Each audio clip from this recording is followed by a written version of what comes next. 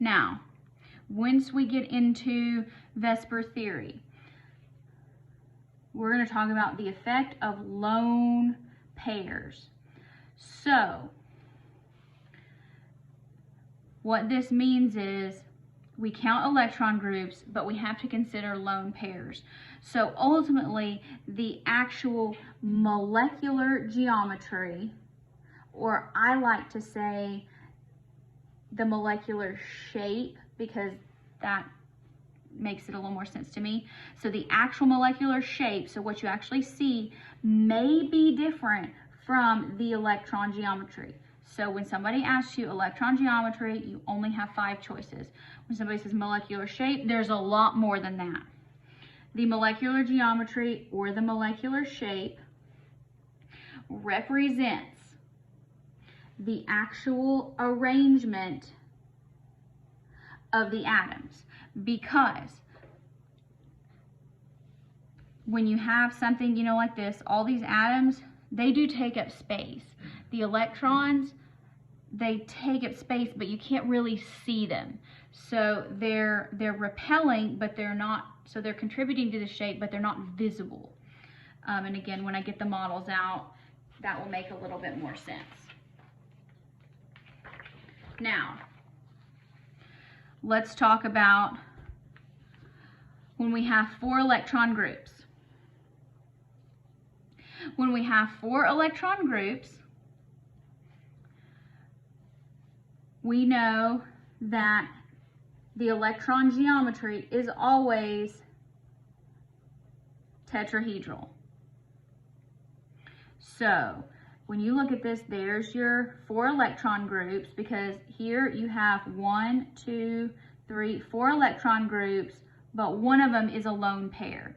So the electrons are going to orient in this pyramid shape, but one of them is a lone pair, so you can't really see it.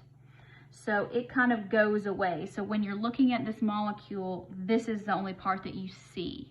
There you go. So you kind of take that off. And again, when I get the models out, it'll make more sense to you. All right, so you only see the nitrogen and the hydrogen atoms. You don't see this lone pair, you only see the effect of it.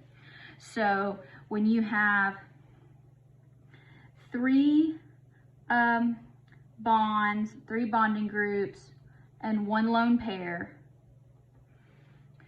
the actual geometry is called Trigonal Pyramidal. So look, it makes a pyramid with a triangle base, because there's 1 lone pair. Now, lone pairs, those would be the non-bonding electrons. And remember, we only care about on the central atom. So if these were chlorines, and chlorine has a bunch of lone pairs, we don't care about those. We care about on the central atom. So these non-bonding electrons, they actually occupy more space because they can. And so what ends up happening is this lone pair up here pushes those bonding groups further toward each other. So the bond angle is actually less than 109.5. I am not going to test you on the bond angles numbers. What you can know is they're actually closer together than they would be. Lone pairs push things closer together. So when you talk about water, water looks like this. Water has 4 electron groups. 1, 2, 3, 4. 2 of them are lone pairs.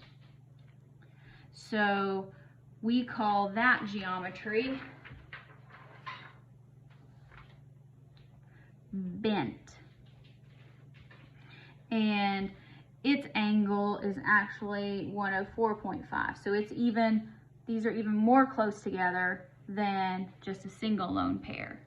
So again, I'm not going to be getting into bond angles, but you need to understand when you have, so you need to consider your groups, electron groups, to find your electron geometry. then you also need to consider your number of lone pairs. Let's go down and let's talk about 5 electron groups. So we have 5 electron groups. As we saw on the previous page, the electron geometry will always be trigonal bipyramidal. I know these are a lot of words and shape names that you probably haven't encountered before. Now, the lone pairs, if we have them, they are always going to be in what we call the equatorial positions, not the axial positions. So if we have a lone pair, that means the equatorial, that means it's going to be one of the triangles, not one of the ones on the top and the bottom. And again, when I get the models out, it'll make a little bit more sense. So these are equatorial because these form the triangle. And that happens because these are further apart than they are with the ones on the ends here. So lone pairs are always going to be in with the 3, not the top or the bottom. So if you have one lone pair, that would be here. We call that shape. So you kind of put your finger over it. You're going to have to cock your head to the left. And so you're looking at it kind of like this. If you look at it like this, we call that shape seesaw. You can have 2 lone pairs. That would be like this one. So now if I hold my finger over here, and you can see it goes like this and this. Turn your head to the left. So let's kind of turn it like this. And we call that T-shaped. If you have 3 lone pairs, so that would be these. What does the molecule look like? It's a straight line, right? So that is also linear. But now all of these have the same electron geometry, trigonal bipyramidal. But the atoms that we actually see are going to be oriented in these shapes. So you have to count how many groups you have. That would be 5. And then you count your number of lone pairs. 6 electron groups. The electron geometry is always octahedral. If you have no lone pairs, the shape is octahedral. Just like up here, if you have no lone pairs and 5 groups, the shape is also trigonal bipyramidal. If you have 1 lone pair, so here's this. All right, again, you gotta have a 3D imagination here. This is called square pyramidal.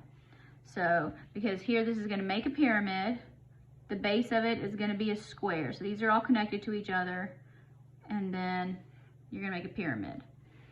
So this is like Great Pyramids of Egypt. Now, if you have 2 lone pairs, they're going to be top and bottom. So the lone pairs are always going to try to get oriented away from each other. All right, so if you have, get this where you can hopefully see it. All right, yeah, if I cover those up. So if you have octahedral and then you have 2 lone pairs, this is going to make a square. So that is square planar because there's no pyramid going up here.